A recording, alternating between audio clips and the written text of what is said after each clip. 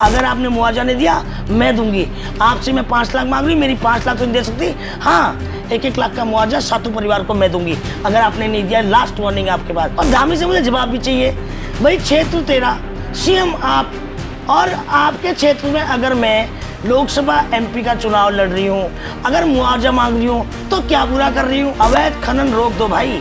ये क्यों नहीं तुम्हारे एसएसपी सुन रहे हैं? 61 कन्याओं का उन्होंने विवाह कराया, तो लगातार ये ऐसे कार्य कराते रहे हैं उमेश कुमार जी। तो लोगों के प्रति, जनता के प्रति उनका फेथ बढ़ता जा रहा है, फेथ बिल्ड होता जा रहा है। एक जिला पंचायत था मोहन बिष्ट, वो सबको शमशान घाट पहुंचाता था। सबको वो शमशान घाट के लकड़ी वाले को एक पौवा देता था और बोलता था कि कोई भी अगर लाश आएगी तो मुझे बता देना। और वो उसको फोन कर देते, आज इस गांव से लाश आई, वो विधायक बन गया। ऐसे ही ये विधायक अगर शादी करा के ये एमपी बन जाए तो भैया बनाओ इसको, इसी को बना दो एमपी। सराहनीय कार्य है, मैं आशीर्वाद देती हूँ जोड़ों को। अच्छी बात है, तू अगले साल 161 कर, मैं तो करूँ 1000 कर, हमारा आशीर्वाद तेरे को। मगर ये बता दे पैसे कहाँ से आए। भैया मैं तो इससे कह रही हूँ उत्तराखंड शादी.com खोल ले और हम भी मदद करेंगे उसमें। शादियाँ दिखा दिखा के विदेशों से चंदा लाता है और यहाँ पर कर दी 50 लाख, 5 से कमाएगा 5 करोड़। ये भी इसका एक धंधा है। हेलीकॉप्टर में जाता है रे, मेरे रडार पे आए वहीं से जब 2 रुपये का पैरासिटामोल और एक 40-50 रुपए की ऑक्सीमीटर चाइनीज। अगर उसका भिंडी का भी अगर हम ऑक्सीजन नाप रहे थे तो भिंडी का ऑक्सीजन बता रही थी वो। तो ये इस तरह का फर्जी आदमी है जो हम लोग 1100 करोड़ का शुगर मिल लगाना चाह रहे हैं। यहाँ पर किसानों की बहुत समस्याएं हैं। गन्ना ये लोग लेते हैं, पैसा नहीं देते टाइम पर। नमस्कार, मैं हूं आकांक्षा चौहान और आप देख रहे हैं द न्यूज़ वाला नेटवर्क। हमेशा आम जनता के हक के लिए लड़ती रहीं और हमेशा आम जनता की समस्याओं के लिए आवाज़ उठाती रहीं भावना पांडे जी आज हमारे साथ मौजूद हैं। मैम, सबसे पहले तो स्वागत है आपका द न्यूज़ वाला नेटवर्क में। धन्यवाद मैम, मैं आपसे ये जानना चाहती हूँ, आज हाल फिलहाल में ही यहाँ दिल्ली रोड पे भाजपा का जिला कार्य का उद्घाटन, शिलान्यास किया गया है, भूमि पूजन किया गया है, जिसमें मुख्यमंत्री पुष्कर सिंह धामी जी भी मौजूद थे। तो उसमें खबर ऐसी आई थी कि आपने कहा था कि मैं पुष्कर सिंह धामी जी को काले झंडे दिखा के उनका विरोध करना चाहती हूँ। तो ये वाक्य क्या था? उसके बाद आपकी कोई प्रतिक्रिया सामने नहीं आई, आपको पुलिस प्रशासन ने नज़र बंद कर दिया गया। आपने जैसा कहा था काले झंडे आपके उठाकर पुलिस ले गई। तो इससे क्या नज़र बंद करने से भावना पांडे जी डर गई? इसके बाद आप मुआवजा कैसे दिलाएंगी? देखिए, सबसे पहले तो मैं आपके चैनल के माध्यम से धामी को मैसेज देना चाहती हूँ। शुरू में धामी काम कर रहा था और बहुत अच्छा काम कर रहा था, और अभी कुछ समय से मैं देख रही हूँ वो मेंटल प्रेशर में है, थोड़ा सा दबाव में है मुझे लग रहा है। और पहले उसने मेरे बहुत सारे मुआवजे भी दिए, जैसे अंकिता के लिए आवाज़ उठाई उसको 25 लाख भी दिया, एक कई रेप पीड़िता थी उनको 2-3 लाख का मुआवजा भी दिया, कई हॉस्पिटल में भी राहत कोष से पैसे दिए।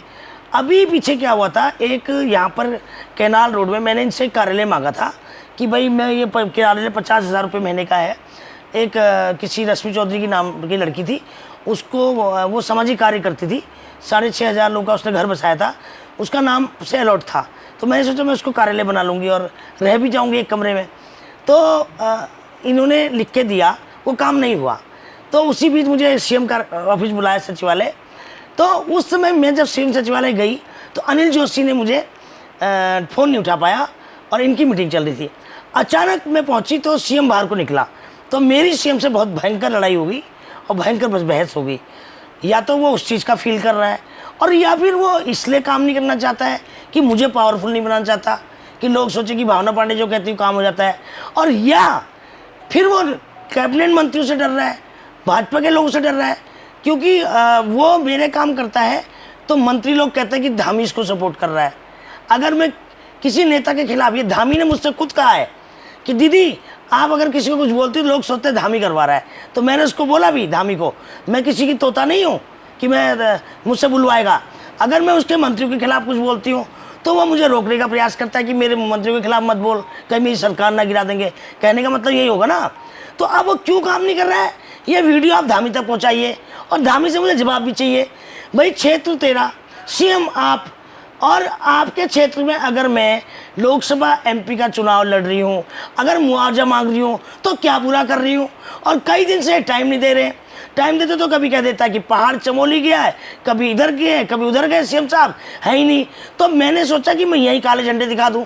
भाई मेरे घर के 50 मीटर पर कार्यालय स्टार्ट किए हैं बीजेपी वाले, क्योंकि इन्होंने सारी शहर में ज़मीन तो बेच दी, सब नेताओं के बिल्डिंगें बनी हैं, तो कार्यालय की भी जगह नहीं है।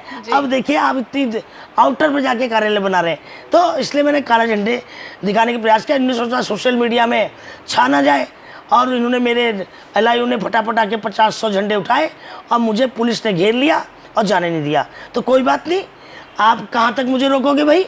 मैं फिर भी आपको बोल रही हूँ, मैंने 3 दिन का टाइम दिया था कि मैं घर पे आऊँगी, नहीं जा पाई। क्यों? क्योंकि मैं दिल्ली चली गई थी, और अब जाऊंगी और कल परसों जाने वाली हूँ मैं धामी के पास। मुआवजा रिलीज करते, नहीं तो फिर बहुत भयंकर, सचिवालय से भी ज़्यादा भयंकर लड़ाई होने वाली है। मैम, हाल फिलहाल में आपका एक वीडियो सामने आया था जिसमें आप मानकपुर आदमपुर गांव में क्षेत्र में वहाँ गई थी, जिसमें अवैध खनन की वजह से 5 वर्षीय एक बच्ची की मौत हो गई थी। वहाँ पर आपने मुआवजे की बात करी और साथ में प्रधानमंत्री आवास योजना की आपने बात करी। तो वो क्या मैटर था? क्या लोगों को प्रधानमंत्री आवास योजना का लाभ नहीं मिल पा रहा है?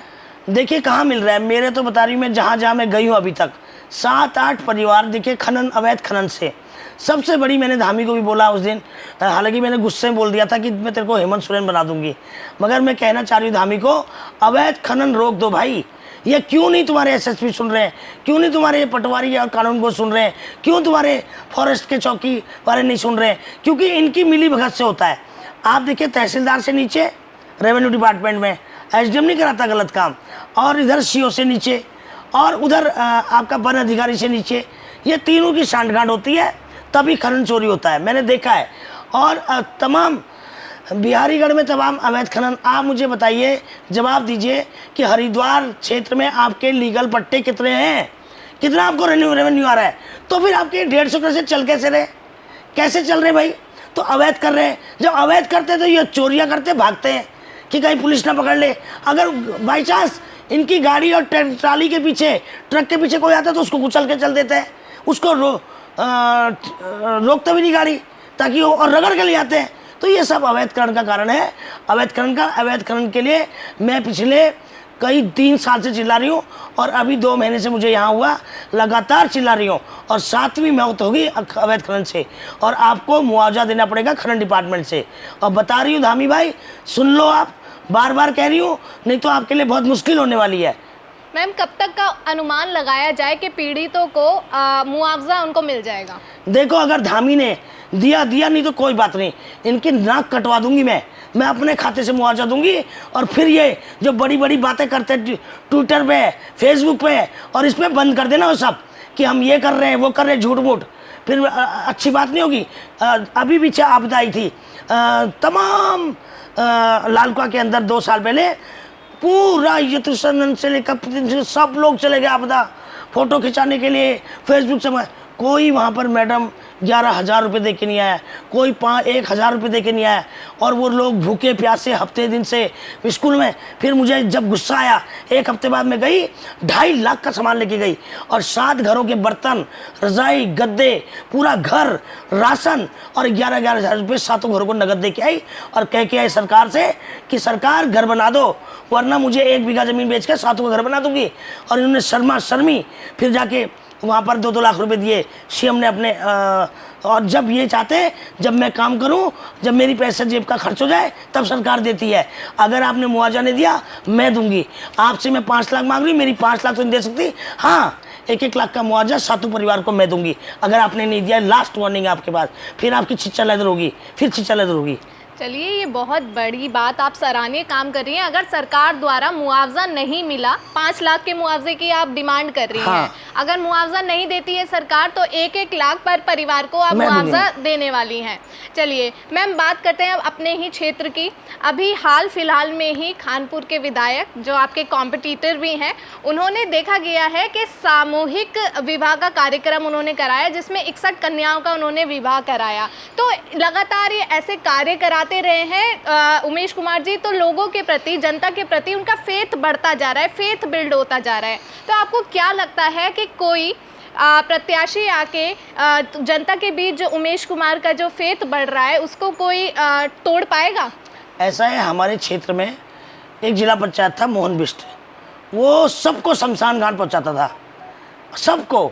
वो शमशान घाट के लकड़ी वाले को एक पौवा देता था और बोलता था कि कोई भी अगर लाश आएगी तो मुझे बता देना, और वो उसको फ़ोन कर देते। आज इस गांव से लाश आई, वो विधायक बन गया।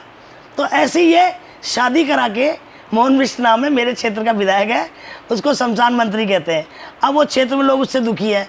ऐसे ही ये विधायक अगर शादी करा के ये MP बन जाए तो भैया बनाओ इसको, इसी को बना दो MP।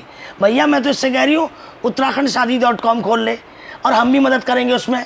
भाई तू 61 क्यों, तू 2000 लोगों की शादी कर, हम सारा उत्तराखंड वाले चंदा देंगे उसमें। अभी तो तू फिल्म इंडस्ट्री से चंदा ला रहा है, तू क्रिकेटर से चंदा ला रहा है। भाई हर किसी से आप इसकी NGO को चेक करो। आप जब ये पैरास्टामोल 2-2 रुपये की पैरास्टामोल हेलीकॉप्टर में जाता है, रे मेरे रडार पे आए वहीं से, जब 2 रुपये का पैरास्टामोल और एक 40-50 रुपये की ऑक्सीमीटर चाइनीज, अगर उसका भिंडी का भी अगर हम ऑक्सीजन नाप रहे थे तो भिंडी का ऑक्सीजन बता रही थी वो। तो ये इस तरह का फर्जी आदमी है। और उसके बाद जाके उसमें करोड़ों रुपए इसने बनाए, 5-5 लाख लोगों ने बताया। महिमा चौधरी ने खुद कहा मैंने मदद की, राज कुंद्रा ने खुद मदद की। इसी तरह शादियों के नाम पर 5-5, 10-10 लाख रुपए लाता है। अब देखिए सामूहिक विवाह में 61 लोगों की शादी में, आप भी जानती हैं मैडम, कौन सा उसने कार दे दी किसी लड़की को, कौन सा उसने 10 तोला सोना दे दिया होगा, बताएं जरा। और लहंगा भी इसने दिया या घर से लाए वो, ये तो भगवान ही जाने। आप एक टेंट लगाते हो, उसमें आप 61 लोगों को शादी में बैठाते हो, उसके बाद आप लाखों रुपए, मैं कहती हूँ 50 लाख रुपए लग गया होगा सारी शादी में। बहुत अच्छी तूने शादी करी, वो तो रसगुल्ले भी दिखा रहा था या तल तल के जो गुप्त दान अलग होते हैं। मैंने 38 आज कहना पड़ रहा है, 38 विधानसभा में राशन बांटा, आज गांव पूछिए, वो गुप्त दान है। अगर शादियां करनी तो उसका ढिढोरा नहीं पिट रहा था, मैंने 61 कर दी, पूरा फेसबुक चमका रहा है। अरे शादी करने से अगर MP बन जाते ना तो बागेश्वर धाम ने तो कितने 501 शादी को प्रधानमंत्री बन जाता बागेश्वर बाबा। तो उसने तो 501 शादियाँ कर दी। तो तू 161 कर, तू 61 कर, कितनी कर। मैं कहना चाहती हूँ ठग मत, बता पहले कितने लाख रुपए शादी के लाया, हर आदमी को बताया। वो तो गरीब लोग हैं बेचारे, उनको क्या लेना देना, उनके तो 50,000 भी बहुत है, शादी हो गई। मगर हर पढ़ा लिखा आदमी, हर पढ़ा लिखा समाज जानता है कि ये बहुत बड़ा गोलमाल है इसमें, और बहुत करोड़ों रुपए का खेल है। और ये NGO में करोड़ रुपए लेके आए, ये विदेशों से चंदा लाता है भाई, विदेशों से शादियाँ दिखा के विदेशों से चंदा लाता है, और यहाँ पर कर दी 50 लाख, वहाँ से कमाएगा 5 करोड़। ये भी इसका एक धंधा है। मैम लेकिन जहाँ तक आम जनता की बात है तो जनता में बहुत उत्साह है ये सामूहिक विवाह समारोह को लेकर, और जनता बहुत खुश है। और मैडम क्या जनता यार, जहाँ तक बताओ। रही सामान की बात, उन्होंने फर्नीचर भी 61 शादियाँ भाई, सबके घर से 100 लोग भी आए होंगे, 6000 लोग आ गए ना। 20 लाख वोटर है, 20 लाख, 1.25 करोड़ वोटर है मेरे उत्तराखंड का। आप बताइए सब खुश हैं क्या भाई? जिनके घर में शादी हो तो खुश होंगे भाई। अगर आपके घर में शादी होती तो पड़ोसी खाने भर को खुश होते हैं, उसके बाद खुशी आपको होती ना। उसके बाद बहुत अच्छी बात है, सराहनीय कार्य है, मैं आशीर्वाद देती हूँ जोड़ों को। अच्छी बात है, तू अगले साल 161 कर, मैं तो करूँ 1000 कर, हमारा आशीर्वाद तेरे को। मगर ये बता दे पैसे कहाँ से आए, पैसे कहाँ से लाया? मैम उनका बयान था कि वो उमेश कुमार जी और उनकी वाइफ सोनिया शर्मा जी मिलकर एक NGO चलाते हैं, तो उस कहीं से उन्होंने मदद नहीं ली है, अपना पैसा लगा के उन्होंने शादी तो की है। अपना पैसा कहाँ से है NGO में? बाबा जी शिव जी की जटा से निकला पैसा क्या? बताए तो सही, वो NGO में तो कहीं से पैसा आया होगा। कद चूहा खुदाई करके गया या शिव जी की जटा से आया? बता तो दे, वो पैसा उसकी NGO में भी कहाँ से आया? उसकी कोई तनख्वाह है, उसका कोई माइनिंग का बिजनेस है, उसने कोई प्रॉपर्टी बेच के लगाया। मेरे तो आज सब कुछ है, मेरे खातों में मेरा पैसा है, मेरा माइनिंग का पैसा आता है और मेरा ज़मीन बेचने का पैसा है। तू बता ना, तू समय वो एक क्रिकेटर है, उसके फार्म को अपना फार्म बताता है, कुछ नहीं है इसके पल्ले। पिछले 2 साल पहले तक ये अपने लड़कों का ये दिखावा बहुत बड़ा करता है, और चश्मा भी मुझे लग रहा है नकली पहन रहा है, नकली। ये कब हम ये ओरिजिनल चश्मा नहीं पहनता है। गाड़ियाँ सब सेकेंड हैंड होती है, सब कबाड़ से उठा के लाता है। भाई आप मुझे बताइए, जो 10 साल 15 साल पुरानी गाड़ियाँ हो गई, वो 2-2, 3-3 लाख चंडीगढ़ में बिकती है, वो 4-4 लाख में मर्सिडीज ले आएगा। लोग सोचेंगे 3 करोड़ कह रहे, बेवकूफ़ समझ तो लो भाइयों, ये सिर्फ आपको दिखा के बेवकूफ़ बनाता है। एक दिन एक इंटरव्यू लेना सिटी कॉक में, इतने करोड़ की गाड़ी, इतने करोड़, अरे इतने करोड़ की गाड़ी है तो आई कहाँ से?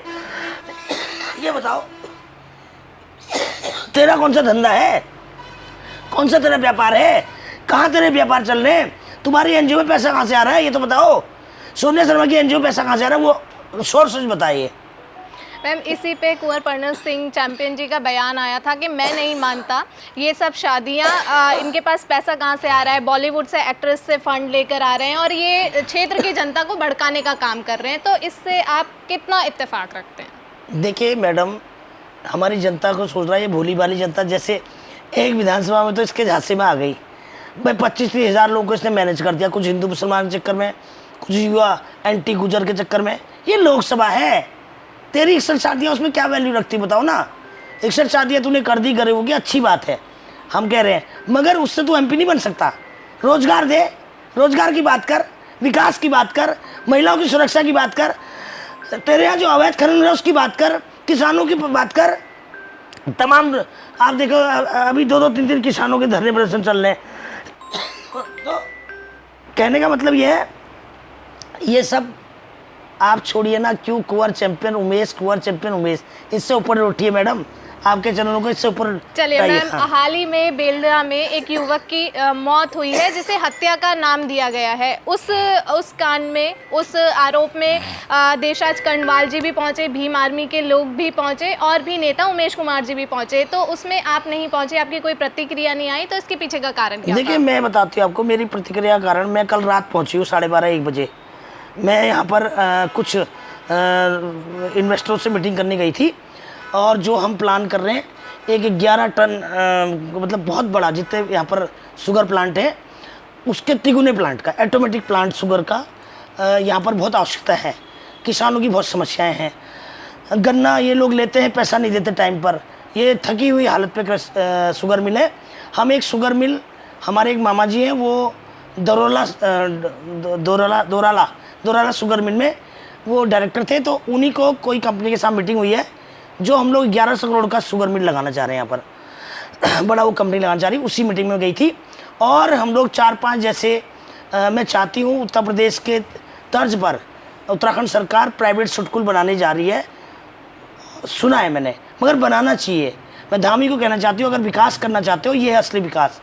उसमें मैं एमडी साहब से मिली थी, एमडी साहब ने मुझे बताया, मुझे लोकेशन आइडेंटिफाई करी, जैसे पदार्था के अंदर, आपका पथरी के अंदर, आपका लक्सर के अंदर, आपका भगवानपुर के अंदर। तो ये लोग नोटिफाई किए हुए हम सिटकुल प्राइवेट बनाना चाहते हैं। जैसे अभी तमाम मेरी मीटिंग हुई, ओखला में तमाम फैक्ट्रियाँ बंद हो गई, राजेंद्र नगर में एनवायरनमेंट चक्कर में फैक्ट्रियाँ बंद हो गई, तो वो लोग शिफ्ट होना चाह रहे हैं। तो उनको सबसे नज़दीक उत्तराखंड है, और उत्तराखंड लोग आना भी चाहते हैं कि भाई 4 धाम यात्रा, हरिद्वार स्नान के लिए धार्मिक स्थल, तो लोगों को लगता है कि भाई हम इंडस्ट्री भी वहीं स्टार्ट करेंगे, हमारे दोनों काम हो जाएंगे, रोजगार भी मिलेगा। रोजगार भी मिलेगा, मुझे तो मिलेगा रोजगार, उनके दोनों काम होंगे, उनके तीर्थ यात्राएं भी होंगी, उनका हरिद्वार भी होगा, बच्चों को घुमाना भी होगा, वो इंडस्ट्री भी ला रहे हैं, उनका ये मकसद है। मेरा मकसद है कि इन्वेस्टर को यहाँ लाना, कि भाई यहाँ पर इन्वेस्ट करें तो मेरे लोगों को रोज़गार मिलेगा।